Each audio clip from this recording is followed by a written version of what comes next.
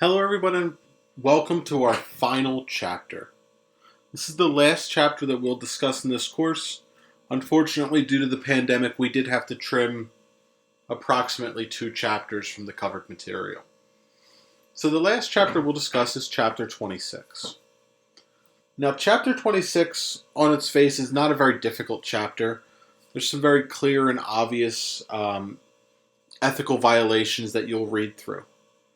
So, rather than just reading through ethical codes, and you can read through that in your textbook and you can write down these definitions. Again, this is not challenging.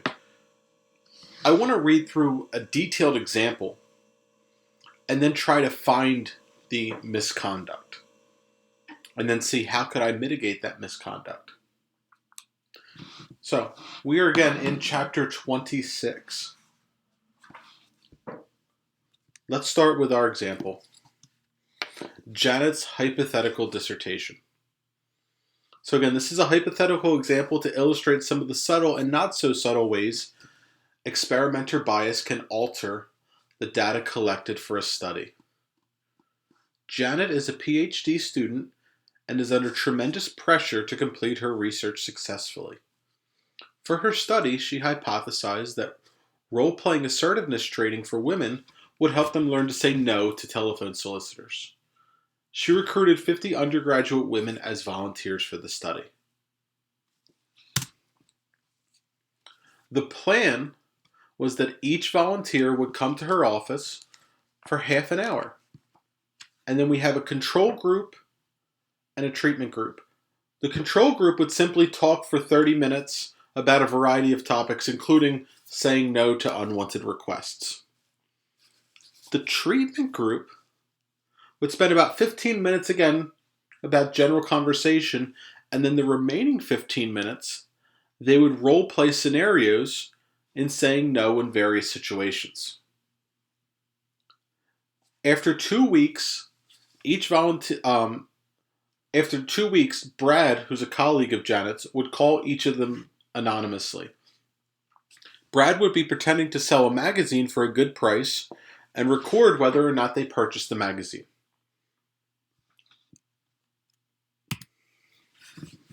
On the first day of the experiment, the first volunteer walks into Janet's office. Janet has a randomization list on who's in each group. But what Janet didn't do is specify which group was which. So when the first volunteer walked into Janet's office, they were particularly timid. Janet was worried that they wouldn't actually be able to say no if somebody was soliciting them. And because the groups weren't labeled yet, she said, well, if this person's in group one is now my control group.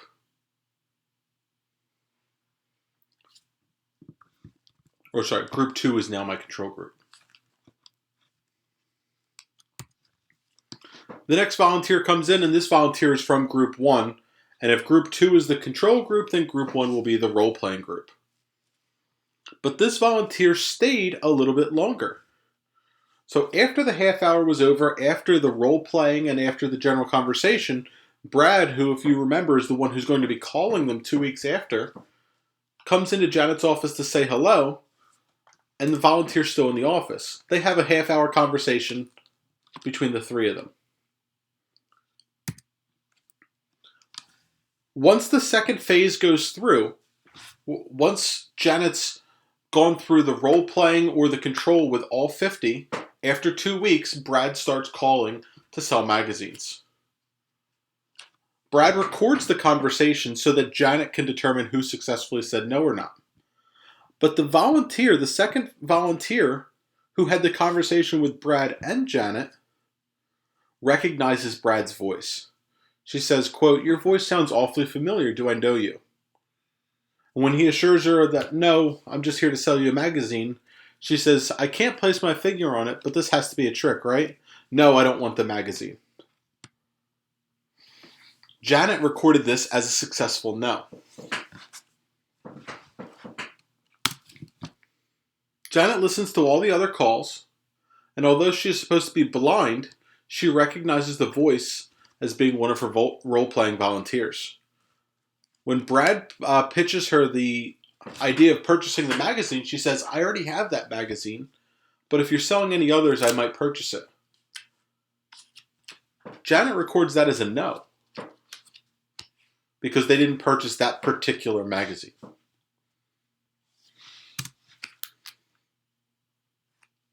When the second phase is over, Janet has a list of all of the results, but somehow, even though we split the group into 25 and 25, she has 26 in the control group and 24 in the role-playing group. She's unable to resolve the disparity, and she notices that the last two people are both listed as control, and that they both said no. So she figures she'll just flip a coin and randomly select one to be now in the role-playing group.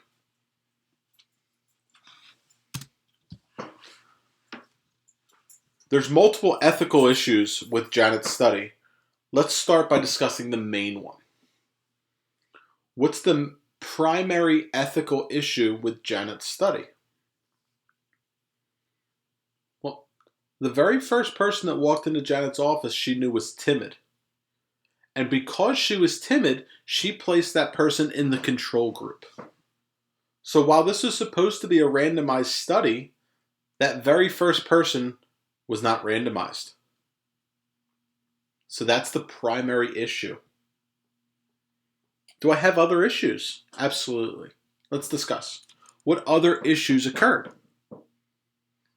Well, another issue is that one of the people recognized Brad's voice. And if they recognized Brad's voice, they thought, or they knew that this phone call was part of the study.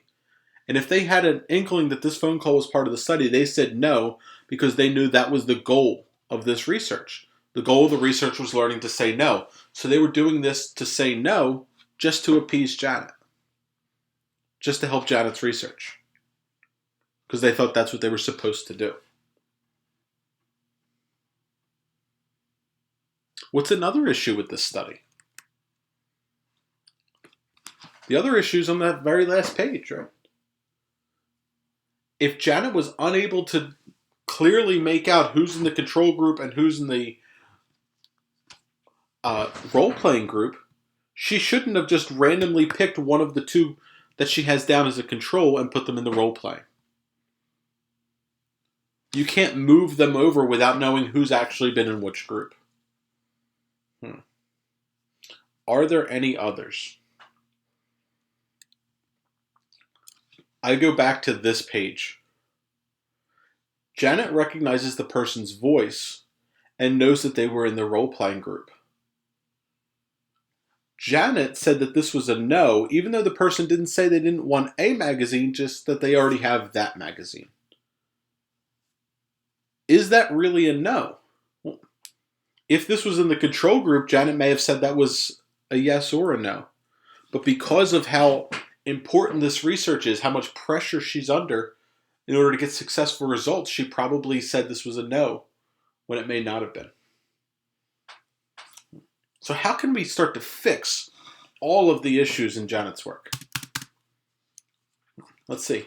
Let's explain whether each of the following would have been a good idea or a bad idea. Let's start with the first question here that's interesting. Should we use a variety of solicitors or just Brad? Many of you, I'm sure, are in sales jobs, or at least were until this pandemic. Are all salespeople created equally? Is there a reason why some used car salesmen sell 20 cars a week and some sell 2 cars a week? Absolutely. Some people are more skilled, more able to convince others.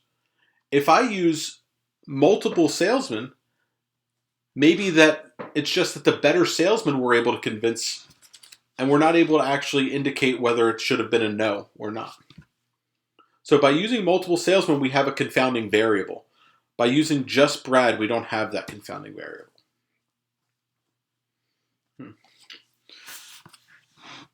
Rather than having a randomized list, would it have made sense for Janet just to flip a coin each time to determine who's in the control group and who's in the role-playing group? Yes and no. Flipping a coin is a fair way to determine who's in which group. The problem is we can't trust Janet. Throughout this entire study, Janet's been very untrustworthy.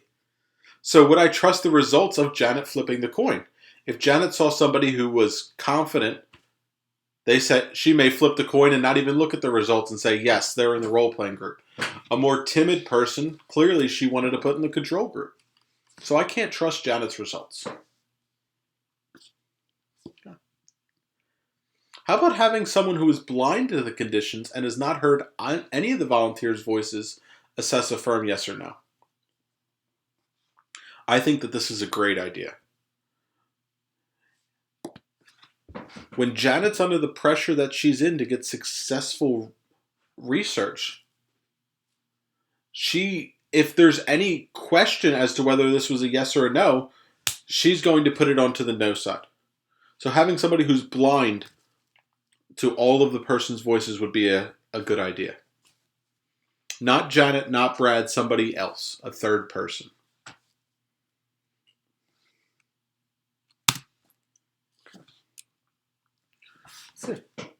As a consumer of statistical information, if you were to have read a news report on this study, would we have been able to detect the unethical elements? If so, would you be able to adjust them in terms of deciding whether or not the information or the results are appropriate? Or would you not have enough information? If you just saw this in the news, role-playing, saying no will help women say no to solicitors, and then they just show you the raw numbers, would we have known that Janet interfered with the control group? Would we have known that Janet recognized one of the person's voices? Or that Janet flipped a coin when she had multiple people listed under control when it should have been 25 and 25? None of that would have been obvious if we were a consumer of statistical information, if we were just reading this news report. What about if we were to read the original study? Well, if Janet's original notes explain that she put the timid person in the control group, that the person recognized Brad's voice,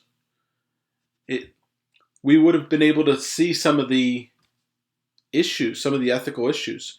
If the original report only had the final answers, which group they were in, and yes and no, we wouldn't have enough information.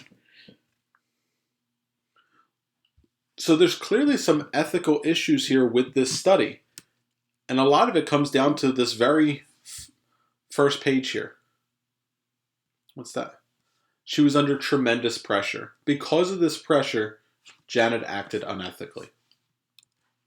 As you read through the rest of this chapter, there's some very obvious ethical examples here. If at all possible, obviously don't physically harm animals. If at all possible, don't lie to the participants about the purpose of the study. And if you do have to be deceitful about the purpose of the study, make them aware as soon as possible after. Whenever you're conducting a study, you should do so as ethically and morally as possible. Your answers should be driven by what is the correct answer, not what answer is going to validate my thesis, not what answer is going to make me successful or make me wealthy. Right. On its face, this is the most straightforward chapter that we discuss, and this is the last chapter of our course. The only thing that we have remaining at this point is our final exam.